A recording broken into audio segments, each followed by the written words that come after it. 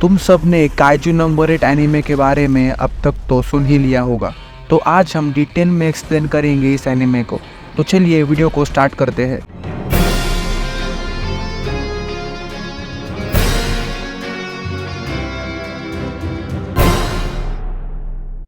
हमें इस एनीमे के अंदर 4 टाइप्स के काइजू दिखाए गए हैं। पहला है मिनिएचर काइजू, जिसका साइज एक रिक्शा या कार जितना होता है। दूसरा होता है एक मिड साइज काइजू, जिसका साइज एक घर या बस जितना होता है। अब आगे जिन काइजू के बारे में हम बात करेंगे वो पूरे शहर को तबाह करने की ताकत रखते हैं, जो कि है जायंट क्लास काइजू और सुपर जायंट क्लास काइजू। एक जायंट क्लास का काइजू बिल्डिंग जितना बड़ा होता है, तो सुपर जायंट काइजू कितना बड़ा होगा तुम सोचो। तो ये एनीमे स्टार्ट होता है एक शांत और पीसफुल शहर से, जो कि ज्यादा देर तक शांत रहने वाला नहीं था। आगे हम देखते हैं कि एक जायंट क्लास काइजू शहर के बीचों बीच तबाही मचाना शुरू कर देता है, जिसे रोकने के लिए वहाँ स्पेशल फोर्स आ जाती है, जिसका नाम एंटी काइजू डिफेंस फोर्स होता है, जो कि एक मिलिट्री ऑर्गेनाइजेशन होती है जिन्हें बस काइजू को न्यूट्रलाइज करने के लिए बनाया होता है। ये डिफेंस फोर्स आ जाती है और कुछ ही देर में काइजू को मार देती है। बाय द वे, जिन वेपन्स का यूज करके ये काइजू को मारते हैं वो वेपन्स काइजू के बॉडी से ही बनते हैं, इसलिए ये फोर्स काइजू को इतना जल्दी मार पाती है। डिफेंस फोर्स काइजू को मार देती है, पर काइजू एक्सप्लोड हो जाता है और एक्सप्लोड होने के कारण उसके बॉडी पार्ट्स चारों तरफ फैल जाते हैं। इस वक्त एंट्री होती है हमारे हीरो की, जिसका नाम काफका होता है, जिसे जाना तो डिफेंस फोर्स में होता है, पर वो एंट्रेंस एग्जाम क्लियर नहीं कर पाता और डिफेंस फोर्स की जगह आ जाता है क्लीन अप फोर्स में, जिनका काम काइजू मरने के बाद उसकी बॉडी को डिस्पोज करना होता है। काफका इस काम से खुश नहीं होता, पर वो सोचता है कि ये काम भी किसी ना किसी को तो करना ही होगा और काइजू को मारने से ज्यादा साफ सफाई करना मुश्किल है। फिर काम के वक्त काफका का सुपरवाइजर उसे काइजू का इंटेस्टाइन वाला एरिया साफ करने के लिए कहता है। बाकी तुमको पता ही होगा कि इंटेस्टाइन वाले एरिया में होता क्या है। काफका कैसे तो अपनी नाक बंद करके ये काम करता है, जो कि उसे करना नहीं था। शाम को वो घर आ जाता है और टीवी ऑन करता है। टीवी पर डिफेंस फोर्स में 3rd डिवीजन की कैप्टन मीना आशिरो के अचीवमेंट्स की बातें हो रही होती है। कैप्टन मीना आशिरो काफका की बचपन की दोस्त होती है और दोनों ने बचपन में ही डिफेंस फोर्स ज्वाइन करने का फैसला किया होता है, जो कि कैप्टन मीना आशिरो कर लेती है, पर काफका नहीं कर पाता। अगले दिन काफका काम पर जाता है, जहां उसका सुपरवाइजर उसे नए वर्कर से मिलाता है, जिसका नाम इचिकावा होता है, जो कि एक 18 साल का लड़का होता है, जिसका एम भी डिफेंस फोर्स में जाना होता है। तो सुपरवाइजर कहता है कि काफका को भी डिफेंस फोर्स में जाना था, पर वो अब बस काइजू की उल्टियां साफ करता है। इचिकावा काफका से पूछता है कि तुमने डिफेंस फोर्स पे गिव अप क्यों कर दिया।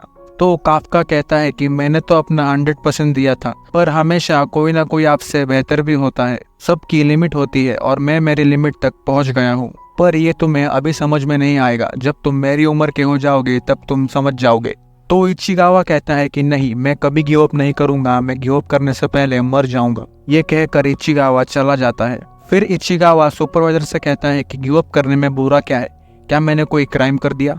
तो काम शुरू हो जाता है और लगातार दूसरे दिन काफका की इंटेस्टाइन साफ करने की ड्यूटी लग जाती है, पर आज इचिकावा भी काफका के साथ होता है। इसके बाद सुपरवाइजर इचिकावा से कहता है कि काफका हमेशा कंप्लेन करता है, पर वो अपना काम पूरा कर ही रहता है और वो एक अच्छा डिफेंस फोर्स ऑफिसर बन सकता है। शाम हो जाती है और साइट पे से सब जाने लगते हैं।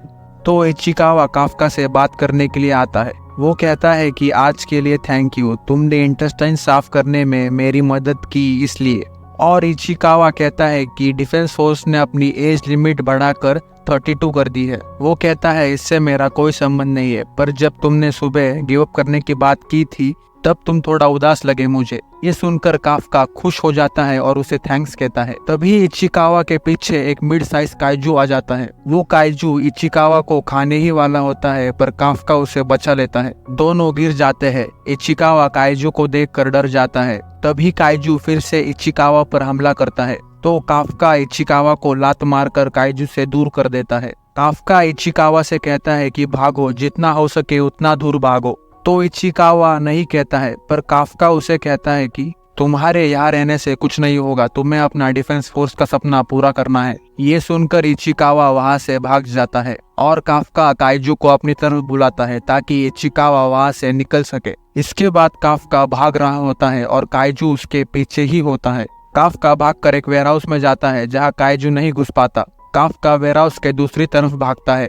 तभी हम एक फ्लैशबैक देखते हैं जिसमें काफ्का एक बच्चा होता है और उसकी दोस्त कैप्टन मीना आशिरो रो रही होती है क्योंकि उनका शहर काइजू ने तबाह कर दिया होता है। तब दोनों डिसाइड करते हैं कि दोनों डिफेंस फोर्स में जाएंगे और सारे काइजूस को खत्म कर देंगे। फ्लैशबैक खत्म हो जाता है और हम प्रेजेंट पे वापस आते हैं। काफ्का वेयरहाउस की दूसरी तरफ से निकलता है तो काइजू उसके सामने से आ जाता है। काफ्का रुक कर काइजू को मारने की कोशिश करता है पर काइजू उसका पैर तोड़ देता है। काइजू काफ्का को खाने ही वाला होता है तभी वहाँ इचिकावा रॉड से काइजू को मारता है और काफ्का को मरने से बचा लेता है। काफ्का उसे कहता है कि तुम यहाँ क्यों आए, तो इचिकावा कहता है कि अगर मैंने तुम्हें यहाँ मरने दिया तो मेरा डिफेंस फोर्स में जाके क्या फायदा। पर तभी काइजू दोनों पर हमला कर देता है और दोनों मरने ही वाले होते हैं। पर तभी वहाँ एक व्हाइट टाइगर आके काइजू को फाड़ देता है और हम देखते हैं कि वो टाइगर और किसी का नहीं बल्कि 3rd डिवीजन के कैप्टन मीना आशिरो का होता है और वहाँ डिफेंस फोर्स भी आ जाती है।